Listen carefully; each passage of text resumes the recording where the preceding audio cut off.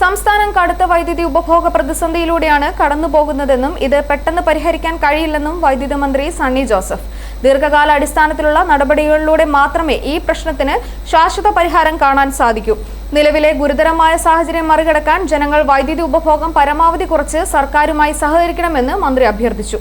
വൈദ്യുതി പ്രതിസന്ധി വളരെ രൂക്ഷമാണ്, അതൊരു യാഥാർത്ഥ്യമാണ്. അത് ദേശീയ തലത്തിലുണ്ട്. കേരളം കൂടുതലായിട്ട് വൈദ്യുതി ജനസംഖ്യാനുപാതികമായിട്ട് ഉപയോഗിക്കുന്ന സംസ്ഥാനമാണ്.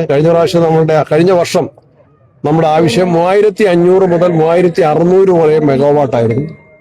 ഇപ്രാവശ്യം അത് 4700 മുതൽ 4800 വരെയായിട്ട് ഈ 2026 വർദ്ധിച്ചു. എന്ന് പറഞ്ഞാൽ ഒരു വർഷം 1100 മെഗാവാട്ടിന്റെ വർധനവുണ്ടായി. കേരളം ഇതുവരെയും നമ്മുടെ ആവശ്യത്തിന്റെ 17% മാത്രമേ ഉത്പാദിപ്പിക്കുന്നു.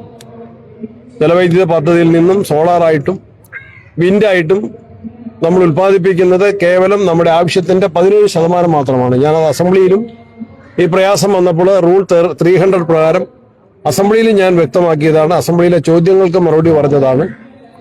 ഈ വർഷത്തെ നമ്മളുടെ ജലലഭ്യത കഴിഞ്ഞ പ്രാവശ്യത്തെ അപേക്ഷിച്ച് പകുതിയിൽ കണ്ടു കുറഞ്ഞു. കഴിഞ്ഞ പ്രാവശ്യം ഉണ്ടായിരുന്നതിന്റെ 60% കഴിഞ്ഞ പ്രാവശ്യം ഉണ്ടായിരുന്നതെങ്കിൽ ഇപ്രാവശ്യം അത് 28% നമ്മുടെ വൈദ്യുതി ഉൽപ്പാദിപ്പിക്കുന്ന ജലസംഭരണികളിലെ ജലനിരപ്പ് കുറഞ്ഞു. രാജ്യത്തൊട്ടാകെ മഴ കുറഞ്ഞു. അത് വൈദ്യുതി ഉൽപ്പാദനത്തെ സാരമായിട്ട് ബാധിക്കുന്നു. മഴ കുറയുമ്പോഴത്തെ വേറൊരു അപകടം, മഴ കുറയുന്നതിന്റെ ചൂട് കൂടുന്നതിനനുസരിച്ച് വൈദ്യുതി ഉപയോഗം കൂടും.